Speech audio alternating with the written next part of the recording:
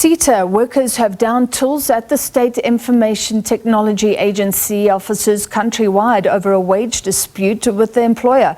The workers belonging to the Public Servants Association of South Africa, which represents the majority of workers at SITA, has served government with a notice for strike action following a deadlock in salary negotiations. They are demanding an inflation-linked 7.5% salary hike coupled with financial benefits, while the employer is offering 5%.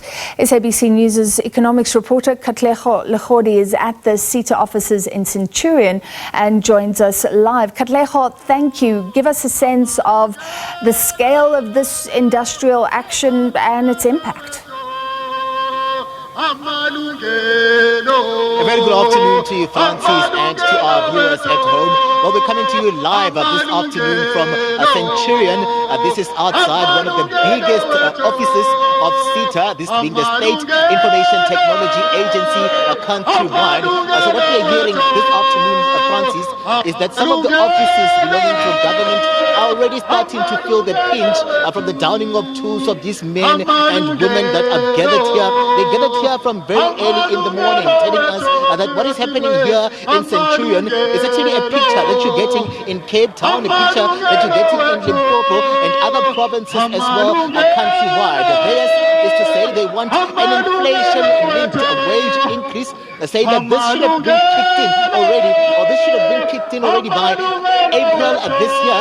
But we see the employer dragging the negotiations with the employees here and the Public Servants Association, that is a majority union here at SITA, and they're saying that theirs was to start at 12%, and we saw the employer offering only 2%. They moved to 9%, the employer moved to 3%, and now they're standing at 7.5%, and they're saying that the employer just this morning saying to them that only that he can afford is 5%, but they are convinced that following a turnover of $1 billion last year, saying that the employer here can afford to pay them, and they're saying that also there have been issues around their benefits, and they're saying that really they want this strike action here to be impactful. I'm going to bring into the conversation Madimetja Mautla, who's one of the organizers here today, who just give us a sense of how the strike action is going countrywide. We see that your members have abandoned their post today and went onto the streets. Welcome to the SABC, Madimetja.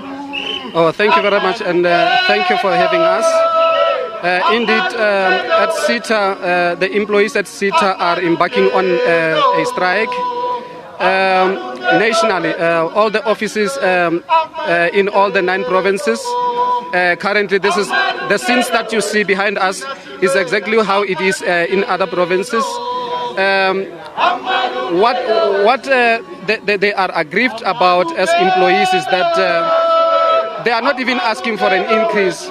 What they are asking for is cost of living adjustment. Cost of living adjustment is not an increase. It's not a real increase. Basically, it means that we just want to afford what we were able to afford last year.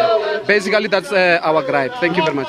And we're hearing that the strike action is already having an impact countrywide at some of the government offices. We're hearing that you're providing IT services for SASA, for the SABC and other offices countrywide that are very pivotal in terms of the delivery of services. What is the picture as we speak right now?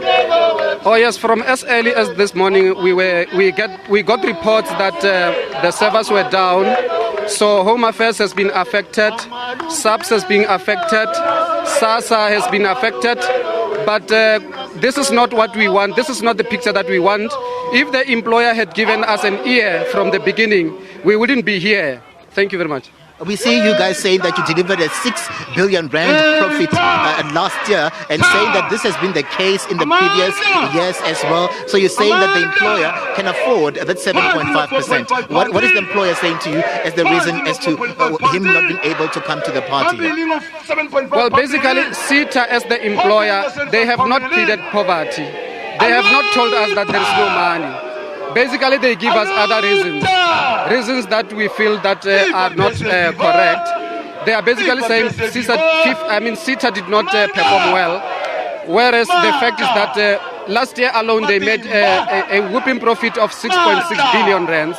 And we are not asking for much from that. We are just asking for at least CPI plus at least 1%, which is where we are. We arrived at that 7.5% based on the CPI plus at least 1% real salary increase. So SITA does have money.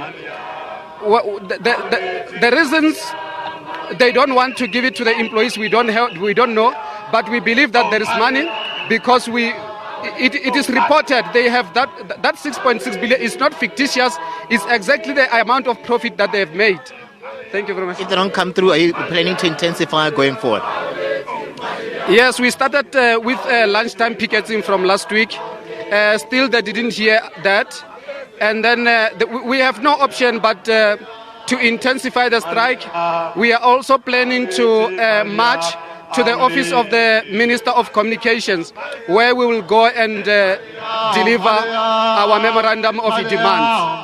Madimetja Mautla, thank you very much, sir, for your time. Is coming through as one of the organizers here on the ground. I'm just going to step out of shot for my colleague Zinhle to just show you what is happening behind us. These are SITA workers that really embarked on these demonstrations from very early in the morning. Most of them are just saying that really services have been impacted on the ground. You can imagine that just looking at SASA and that glitch that happened just a month ago, where workers were not able to, or recipients were not able to get their grants, and they're saying that if really this demonstration on the ground continues, this is going to be the case going forward for some of these government entities.